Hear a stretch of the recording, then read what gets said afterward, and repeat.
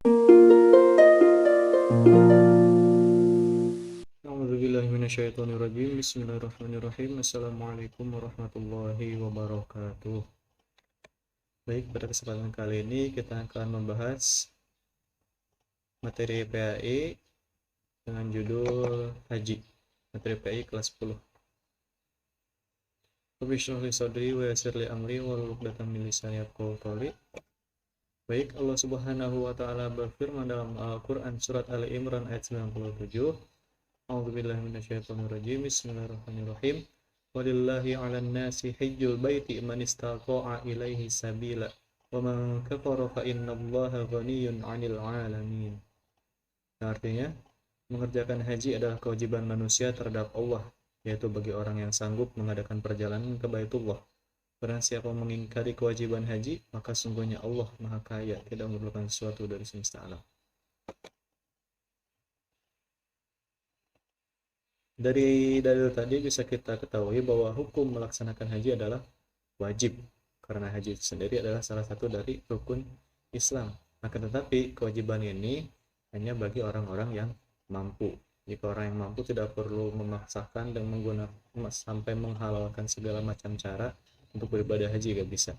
Tapi haji ini wajib bagi yang mampu. Yang mampu maka wajib melaksanakan ibadah haji. Jangan sampai kita mampu beli mobil, rumah mewah dan lain sebagainya, tapi haji gak mau. Jangan sampai. Lalu apa sih haji itu? Haji itu secara bahasa artinya adalah menyengaja atau menuju. Sedangkan secara istilah, haji itu artinya adalah sengaja mengunjungi Ka'bah untuk beribadah dengan cara dan waktu tertentu. Nah, jadi bukan hanya mengunjungi Ka'bah tanpa alasan yang jelas. Kalau hanya mengunjungi Ka'bah, itu saja kita katakan wisata religi. Akan tetapi haji itu apa yang kita lakukan di sana adalah beribadah dengan tata caranya sendiri. Jadi ada caranya sendiri haji itu, dan juga dalam waktu tertentu. Nah, jadi waktunya juga sudah ditentukan kalau haji. Berbeda dengan umrah. Kalau umrah bisa kapan saja. Haji itu waktunya tertentu, tidak bisa kapan saja. Syarat wajib haji. Haji ini wajib bagi siapa sih? Nah, pertama, haji wajib bagi orang yang Islam. Tentu saja orang yang non-muslim tidak wajib melaksanakan ibadah haji. Yang wajib melaksanakan haji adalah orang yang muslim atau orang yang beragama Islam. Kemudian orang yang berakal dan juga balik. Orang yang akil balik, yang berakal dan juga sudah balik. Orang anak kecil masih belum diwajibkan untuk haji meskipun dia memiliki harta yang banyak, misalkan dari warisan, tapi dia masih kecil, maka dia belum wajib melaksanakan haji. Kalau dia sudah balik baru wajib melaksanakan haji. Dan juga berakal, orang yang gila tidak wajib melaksanakan haji. Bagaimana bisa haji? Makanya aja gak jelas ya orang bilang. Kemudian orang yang wajib melaksanakan haji berikutnya adalah orang yang mampu. Mampu dalam segi biaya untuk melakukan perjalanan ke haji, biaya hidup di sana, kemudian biaya untuk pulang lagi. Itu mampu dalam biaya. Juga dalam keamanan, juga kesehatan. Jadi orang yang sakit-sakitan, yang berjalan aja sudah susah, itu tidak wajib untuk melaksanakan haji. Kemudian ada juga nafkah untuk siapa? Misalkan sudah berkeluarga, maka orang yang berangkat haji ini harus menyiapkan nafkah bagi mereka yang ditinggalkan di tanah air. Jangan sampai berangkat haji, tapi keluarga yang ditinggalin nggak dikasih bekal buat hidup. Akhirnya mereka kelaparan. Sampai seperti itu. Kemudian ini mah khusus bagi wanita. Kalau wanita mau melaksanakan haji harus ada mahramnya, tidak boleh sendiri-sendirian. Harus ada mahramnya dari keluarga, baik itu suami, baik itu orang tua, baik itu saudara, pokoknya ada mahramnya. Itu bagi wanita. Kemudian selanjutnya rukun haji. Rukun haji adalah hal-hal yang wajib dilakukan, tidak boleh ditinggalkan sama sekali. Kalau ditinggalkan itu bakal merusak hajinya, atau hajinya tidak sah, atau hajinya batal.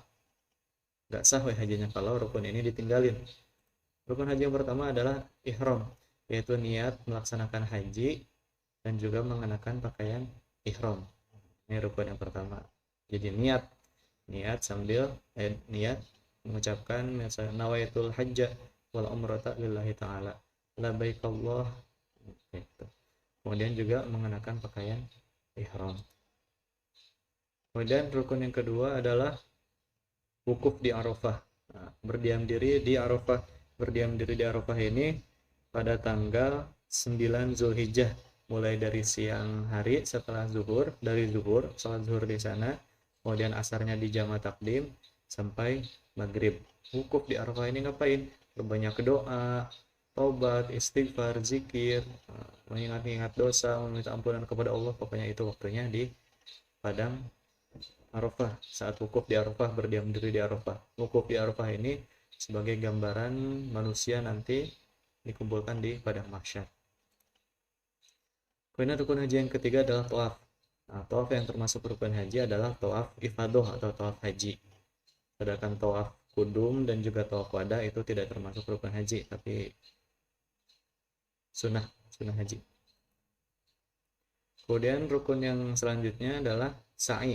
Sa'i itu adalah berjalan atau lari-lari kecil dari Safa ke Marwah 7 kali. Sa'i tawaf juga 7 kali ya, 7 kali putaran dengan Ka'bah berada di sebelah kiri kita. Nah, 7 kali putaran dihitung mulai dari Hajar Aswad sampai ke Hajar Aswad lagi. 7 kali putaran berlawanan dengan arah jarum jam. Kemudian sa'i ini juga termasuk rukun haji, dilakukan sebanyak 7 kali dari Safa ke Marwah. Satu kalinya kayak gimana? Dari Safa ke Marwah termasuk terbilang 1 kali. Maka 1 Safa ke Marwah, 2 Marwah ke Safa, dan selanjutnya sampai 7 kali. Gitu. Di sana nanti ada batas berwarna hijau, maka dari batas hijau ke batas hijau itu harus lari-lari kecil. Kemudian yang selanjutnya yang termasuk rukun haji adalah tahalul atau menggunting rambut, minimal 3 helai rambut. Kemudian rukun haji yang selanjutnya adalah tertib. Nah, harus berurutan, tidak boleh loncat-loncat. Kemudian selanjutnya adalah wajib haji. Wajib haji ini juga termasuk hal-hal yang harus dilakukan. Akan tetapi jika tidak dilakukan, masih bisa diganti dengan membayar denda. Nah, itu wajib haji. Berbeda dengan rukun. Kalau rukun nggak bisa ditinggalin sama sekali. Kalau ditinggalin itu hajinya nggak sah. Kalau wajib haji ini harus juga dilakukan. Akan tetapi kalau terpaksa banget nggak bisa dilakuin, misalkan kemampuannya kurang, doif, misalkan lagi lemah, sakit atau sudah tua, maka tidak apa-apa ditinggalkan asal membayar denda. Itu wajib haji. Pertama wajib haji adalah ihram di mikot. Nah, jadi niat hajinya itu dimulai di mikot. Mikot itu adalah tempat yang sudah disediakan untuk orang-orang mulai berniat haji dan juga mengenakan pakaian ihram. Mikot ini dibagi menjadi 2, yaitu mikot zamani dan juga mikot makani. Mikot zamani ini zaman, jadi mikot yang terikat dengan waktu. Waktunya kapan bisa ihram sesuai mikot zamani? Maka dari Syawal sudah bisa berangkat ke Mekah, sudah bisa niat haji sampai Zulhijjah, sampai 10 Zulhijjah. Sedangkan mikot makani ini adalah tempat, sesuai tempat. Ini dibagi menjadi 6 bagian. Pertama, penduduk Mekah yang ingin melaksanakan ibadah haji, maka mikotnya adalah harus keluar dulu dari kota Mekah. Gitu. Jadi kalau orang Mekah mau haji, keluar dulu dari Mekah, niat haji, pakai pakaian ihram, baru masuk lagi. Kemudian orang yang dari Madinah itu mikotnya adalah di Bir Ali. Nah, ada tempat di sana diberi nama Bir Ali. Ini adalah mikot bagi orang-orang Madinah. Kemudian orang-orang dari barat. Orang-orang dari barat itu mikotnya adalah dari Juhfah. Nah, ada tempat dinamakan Juhfah. Orang-orang dari Mesir misalkan dan lain sebagainya, maka dia mulai niat haji dan mengenakan pakaian ihram saat mereka di Juhfah. Di sini nanti ada Juhfah, tempat bernama Juhfah. Kemudian orang-orang dari selatan, misalkan dari Yaman dan lain sebagainya, maka mikotnya mereka adalah Qarnul Manazil. Nah, ada tempat bernama Qarnul Manazil, maka orang-orang dari Yaman dan dari selatan lainnya mereka mulai berniat dan juga mengenakan pakaian ihram. Kemudian orang-orang dari timur, misalkan dari Indonesia, dari Asia, dari India dan lain sebagainya, maka mikotnya adalah Yalamlam. Sedangkan orang-orang dari utara, seperti misalkan dari Turki dan lain sebagainya, maka mikotnya adalah Zatu Irkin. Wajib haji yang kedua adalah mabit. Mabit di mana?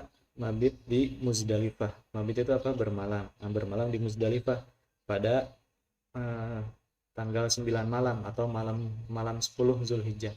Mabit Muzdalifah ini ngapain? Nah, sama juga memperbanyak ibadah dan lain sebagainya, doa, zikir dan sebagainya, dan juga mencari batu-batu kecil. Untuk apa? Untuk keesokan hari melakukan jumroh. Selanjutnya, wajib-wajib selanjutnya adalah jumroh atau melempar batu-batu kecil ke tempatnya. Ada tempatnya di sana dibangun seperti tiang kayak gitu. Nah, jumroh ini seperti halnya dilakukan oleh Nabi Ibrahim dulu saat melempar setan, melempar iblis dengan batu. Kemudian wajib-wajib yang selanjutnya adalah mabit di Mina.